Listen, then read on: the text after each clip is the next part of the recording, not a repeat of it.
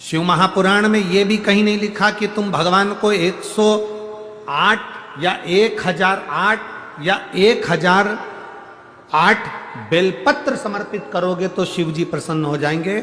शिव महापुराण की कथा तो यहां तक कहती है, एक बेलपत्र की पत्ती को आप अगर बीच में से, ये एक बड़ी पत्ती, उसके बीच में 2 पत्ती और 2 पत्ती के बीच में जो गैप है, बीच पत्ती में, इस पत्ती और 2 पत्ती के बीच में जो जगह है, अगर आप इस पत्ती को यहां से स्पर्श कर कर, इस पत्ती को यहां से स्पर्श कर कर शंकर भगवान के शिवलिंग पर अगर आप श्री शिवाय नमस्तुभ्यम कहकर, पंचाक्षर मंत्र नमः शिवाय कहकर, षडाक्षर मंत्र ओम नमः शिवाय कहकर यदि शंकर के शिवलिंग पर समर्पित करते हो तो वो 108 बेलपत्र का काम कर जाती है। पकड़ने का स्थान देखिए,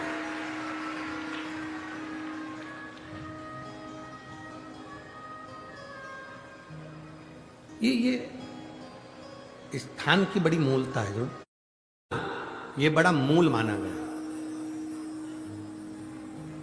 बेलपत्री की बड़ी पत्ती, नीचे की 2 पत्ती, उसके बीच में जो खाली डंडी जो दिख रही है, इसको अगर पकड़कर बेलपत्र समर्पित कर रहे हैं तो 108 बेलपत्र के बराबर हमें फल प्राप्त हो रहा, 108 बेलपत्र। और समझिए, अगर आपके पास में ना पीला चंदन है, ना लाल चंदन है, ना अक्षत है, ना पुष्प है, ना कोई सामग्री है, ना दिया है लगाने के लिए, शंकर जी के मंदिर में लोटा भर के जल लेकर गए हो, आज तुम्हारे पास में हो सकता है जल भी नहीं है, लोटा भी नहीं है, तो जिस शंकर जी का दर्शन करने गए हो उन्हीं की बेलपत्र को उठाओ और बेलपत्र को उठाने के बाद पहले अपने हथेली पर रखो, अपना हाथ रखकर बाबा से प्रार्थना कर कर बेलपत्री की मध्य पत्री, आगे वाली पत्ती को पकड़कर अगर वो बेलपत्र हम शिव जी को समर्पित करते हैं तो हमारा पीला चंदन, लाल चंदन, दिया सब बाबा को समर्पित हो जाता है उस बेलपत्री में। एक बेलपत्री का सुख हमारे जीवन का एक आनंद दे देता है। हम तो यहां तक कहेंगे, अगर कभी जिंदगी में तुम्हें लगे कि गुरुजी मेरा पैसा फंस गया, नहीं मिल रहा है, या मेरा पैसा अटक गया, नहीं मिल रहा, या मेरा घर में धन नहीं है, बहुत तकलीफ की जिंदगी चल रही है, आप ये बेलपत्री का जो 2 पत्ती है ना, ये 2 पत्ती इस जगह से पकड़कर, आपको लग रहा है कि पैसा नहीं है, काम बहुत बड़ा अड़ा है, बेटे की शादी, बेटी की शादी, या मकान या दुकान, कोई काम अड़ गया, ये 2 बेलपत्री की पत्तियों को पकड़कर अपनी कामना कर कर शिव जी को समर्पित करो और 1 लोटा जल बाबा को चढ़ाना प्रारंभ करो। 20 से 22 दिन इंतजार करना, मेरा बाबा हाथ पकड़कर कुबेर भंडारी भंडार जरूर भरेगा।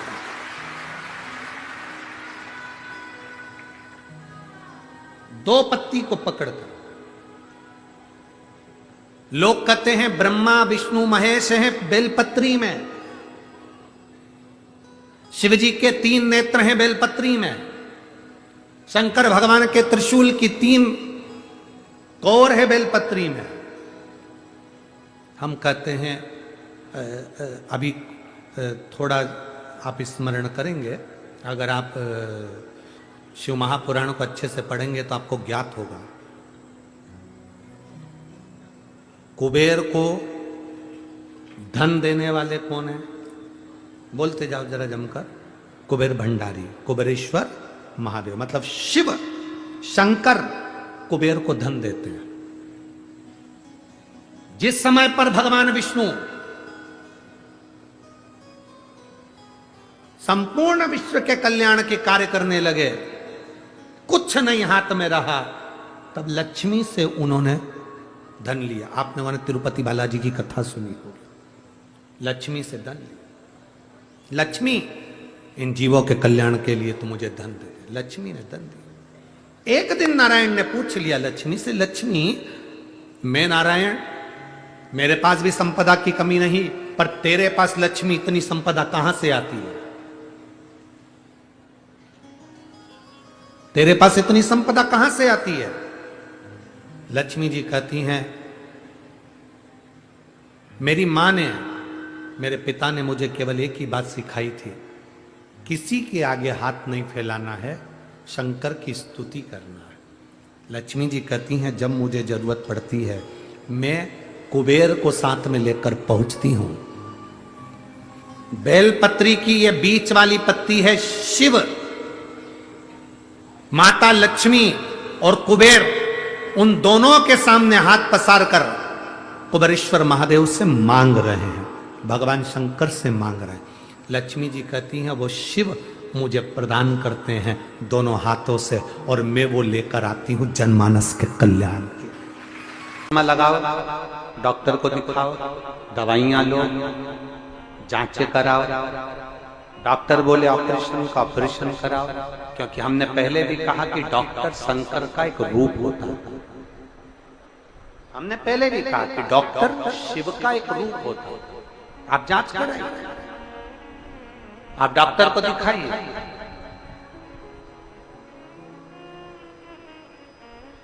और जब डॉक्टर को भी दिखाते हुए आपकी आंखों में अगर आराम ना लगे तो फिर किसी शिव मंदिर में शंकर का शिवलिंग हो, जलाधारी हो, और वो जलाधारी का पानी, शिवलिंग की जो जलाधारी होती है वो थोड़ी मोटी होती है। बोलो बोलो, देखा है आप लोगों ने कि नहीं देखा?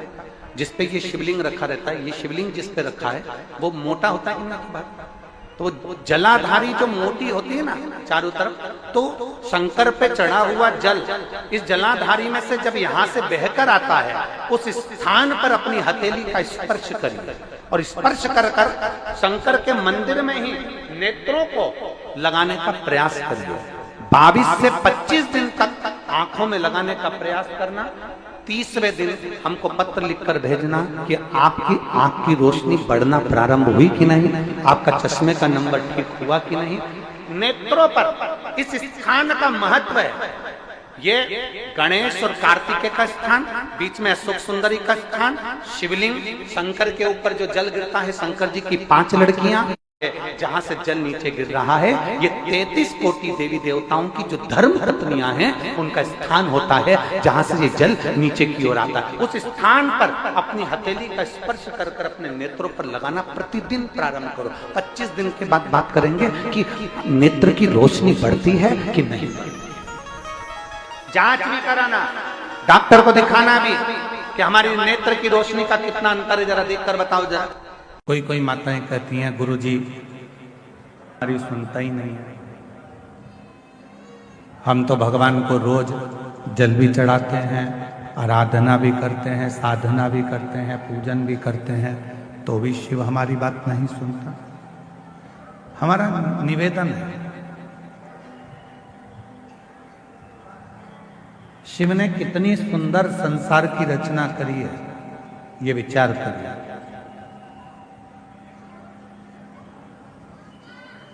शंकर भगवान ने जो सृष्टि की रचना करी, शिव जी ने जो सृष्टि का निर्माण किया, वो कितना सुंदर करा।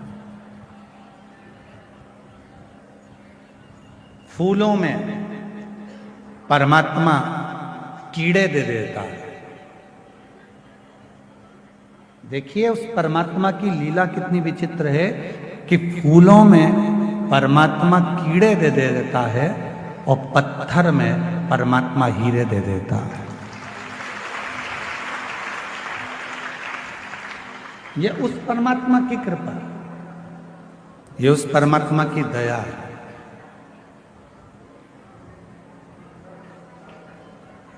जिसने ज्यादा संघर्ष किया है, बहुत मेहनत करी है, बहुत परिश्रम किया है, परिश्रम में लीन है, संघर्ष में लीन है, पत्थर जैसा मजबूत हो गया है, तो एक ना एक दिन मेरा भोलेनाथ उसकी जिंदगी में ऐसी तरक्की कराता है कि हीरा जैसा उसको बना देता है। हीरे जैसा।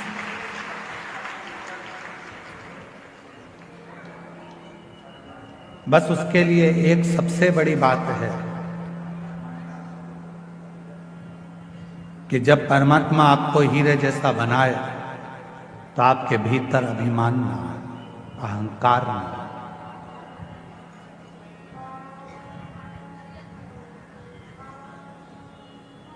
आपके भोजन करने से, अगर आपके भोजन से किसी के मुख में पानी आ रहा है तो आपका भोजन करना बेकार है।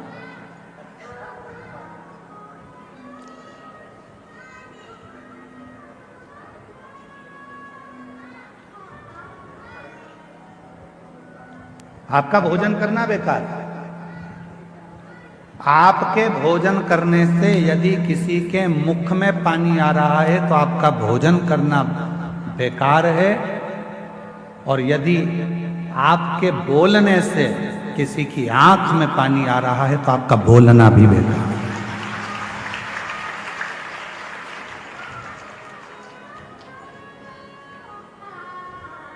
भोजन करते समय भोजन की थाली में जो पकवान है उस पकवान को देखकर अगर किसी के मुख में पानी आ गया तो आपका जो भोजन आप ग्रहण कर रहे हो वो आपके शरीर को नहीं लगता,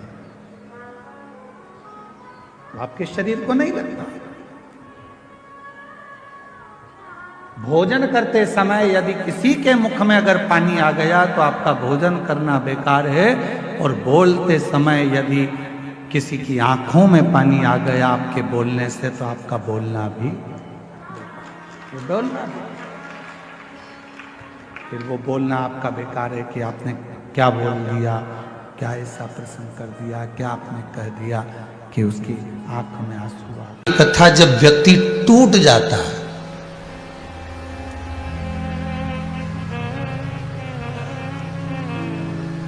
हर तरह से जब वो हताश हो जाता है, टूट जाता है, फिर उसके पास में कोई साधन जब उसे नजर नहीं आता, तब गुरु के शब्द याद आते।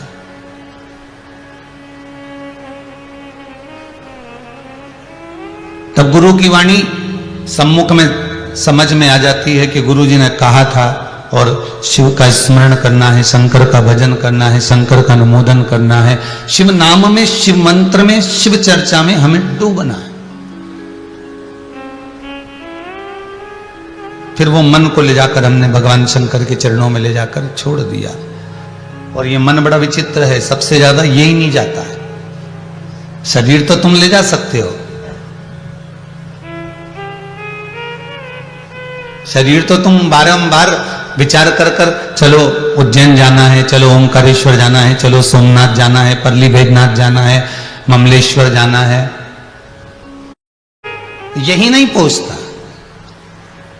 और इसके लिए अथक प्रयास कर दिया जाता है, बहुत बहुत प्रयास किया जाता है, तो भी मन वहां तक पहुंच नहीं पाता। इसको ले जाकर छोड़ने का भी प्रयास कर रहे हो, इसको ले जाकर वहां तक ले जाने का भी प्रयास कर रहे हो, पर वो मन जाता नहीं। ये मन बड़ा चंचल है। कैसे तेरा भजन करूं, जितना तेरा भजन करूं उतना ही मचलता है। भजन में ले जाओ तो भोजन में चले जाता है, सुंदरकांड में ले जाके बैठो तो घड़ी में पहुंच जाता है। अभी तो टाइम है, अभी तो 22वां दोहा चल रहा है, फिर अभी। और अगर ये संतुष्ट हो गया तो जीवन में का सबसे बड़ा सुख संतुष्ट हो गया। एक राजा ने एक बकरे को बुलवाया और राजा ने कहा, इस बकरे को जो संतुष्ट कर देगा उसको मुंह मांगा धन मिलेगा। आप लोगों ने सुना भी होगा, पढ़ा भी होगा। एक कोई लेकर गया, बकरे को खूब खिलाया, खूब पिलाया, खूब आराम से रखा। राजा ने कहा, बकरा संतुष्ट हो गया? जी सर महाराज, हो गया। और बकरा संतुष्ट हो गया? हाँ हो गया। अब बस इतना सुना, राजा ने बुलाया बकरे को। बकरे को जैसे ही राजा ने देखा कि बकरा संतुष्ट हो गया है, राजा ने उसी समय पर थोड़ी सी घास बुलवाकर, हरी हरी पत्तियां बुलवाकर उस बकरे के सामने डाल दी। वो बकरा दौड़ कर गया और वो पत्तियां खा गया। वो दौड़ कर गया और वो पत्तियां खा गया। फिर दूसरे ने कहा, अब की बार मैं संतुष्ट कर देता हूं। फिर वो लेकर गया महाराज, फिर वो लेकर गया और उसने भी खूब खिलाया। राजा ने फिर पत्तियां ले जाकर डाली, वो फिर दौड़ पड़ा। 15 से 20 लोग उसको लेकर चले गए, पर वो पत्तियां खाने के लिए दौड़ पड़ता है, बार बार भाग पड़ता है और वो बकरा सम्मुख में आ ही जाता है। एक संत बैठे हुए थे, कोई गुरु बैठा हुआ था। संत सदगुरु ने देखा कि सब इसको खिला रहे हैं और बाद में भी बकरा संतुष्ट नहीं होता, इतना खिलाने के बाद में भी इसको संतुष्टि नहीं होती, फिर ये भाग जाता है। तब संत ने कहा, सदगुरु ने कहा कि इसको मैं लेकर जा रहा हूं।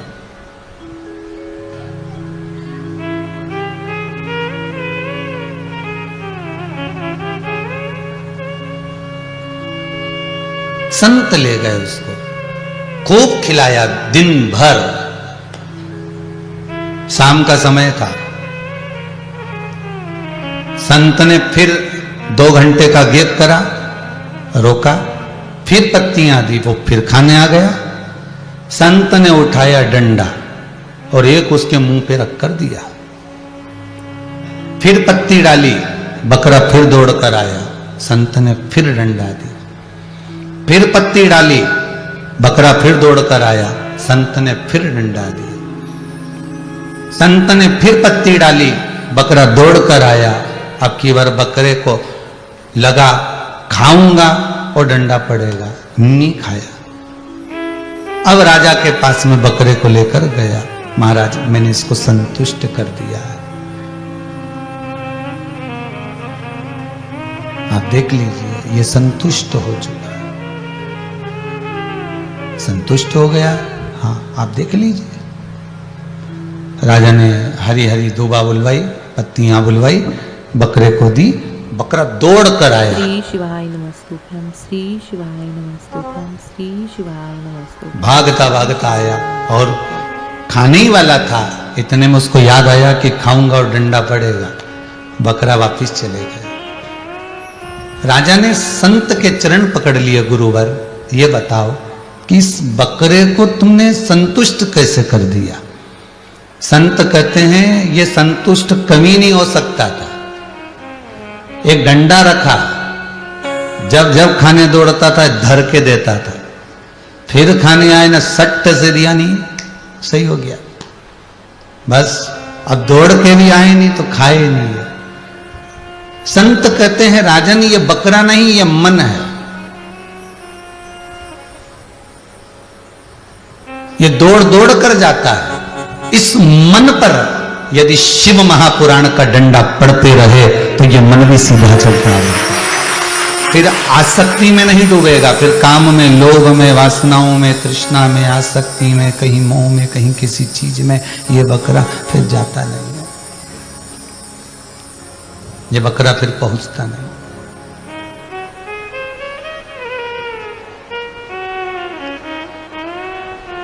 कभी इसको फ्रीज चाहिए, अभी दिवाली आने वाली होगी, इसकी तैयारी हो गई होगी मन की, अब की तनख्वाह मिलेगी तो वॉशिंग मशीन लेके आ जाऊंगी। शिव साधना का जो सर्वप्रथम फल है वो नेत्रों को प्राप्त हो, इसलिए जो श्री शिवाय नमस्तुभ्यम जपता है, पंचाक्षर मंत्र नमः शिवाय जपता है, या षडाक्षर मंत्र ओम नमः शिवाय जपता है, या शिव जी के मंदिर में जाकर 1 लोटा जल चढ़ाता है, श्री शिवाय नमस्तुभ्यम का उच्चारण जो दिन भर में कम से कम 11 बार 21 बार भी अपनी जिह्वा से कर लेता है, तो कहा उसके नेत्र सिद्ध होते चले जाते हैं, उसकी दृष्टि पड़ने से भी जीव का कल्याण हो जाता है। मात्र दृष्टि,